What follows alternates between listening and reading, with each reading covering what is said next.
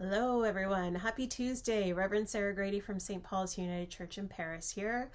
I am very aware of time today. It is getting really cold out, and just after November 11th, I started to see all of these lights appear around people's porches and displays start to come out in the retail stores, and the music, I'm sure you've noticed, has begun. So we are rapidly barreling towards the end of our church year and the beginning of a new one with the season of Advent. So as we move into that space, I want to invite you, first of all, this coming Sunday to an intergenerational service of worship. We are so excited to journey through the church year together. So we're going to start at Advent and work ourselves all the way back around to this exact time of year.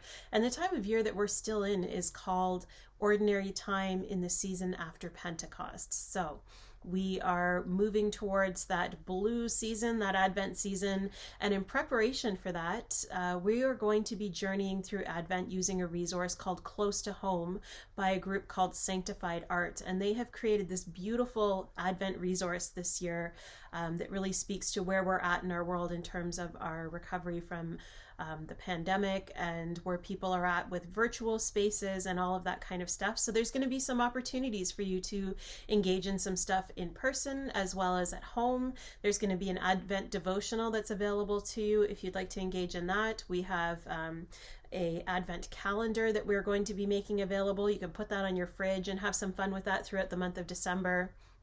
So there's just some fun ways that you can engage in this season coming up. And speaking of that, I got thinking about this past Sunday. I talked about in our story time for all ages the act of spiritual practice and some of the things that we do to engage in our faith beyond the Sunday morning or perhaps personal moments of prayer. And I think we all have stuff that we engage in that helps us to connect with ourselves and with the divine. For some people, that's walking. Others, it's gardening. Some people are knitters or quilters. I had talked on Sunday, I'm a potter, so I make these pottery pieces. I haven't been in class since 2020, unfortunately, so I'm hopeful to go back this coming winter term to do some more pottery. And somebody wrote to me that they really connected with that idea of spiritual practice, and that they do that through yoga and their quilting and a variety of other ways.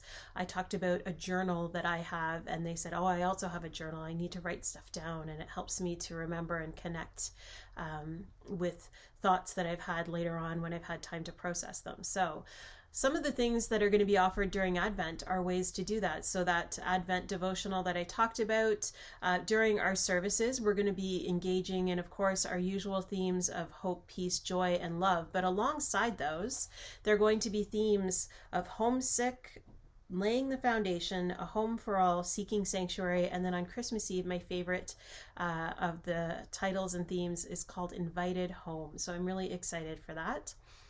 So lots of ways to engage in spiritual practice during the Advent season. We also want to have a little bit of fun. So the Faith Formation team has been working on a couple of fun things. And the first is we are going to be doing a Christmas display again this year. So at the Paris Fairgrounds on Saturday, December the 4th, the community has been invited to take part in Christmas displays, and St. Paul's is going to have a display.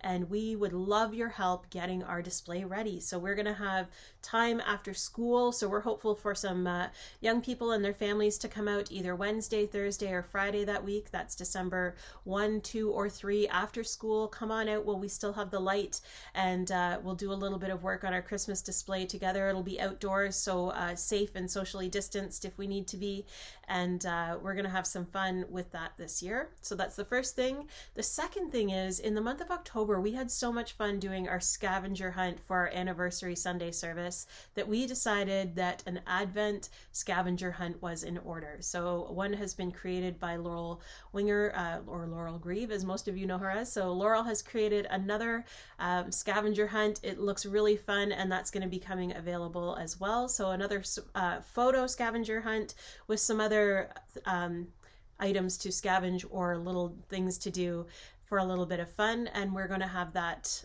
one of the Sundays in Advent towards the end, closer to Christmas Eve. So we'll let you know about that.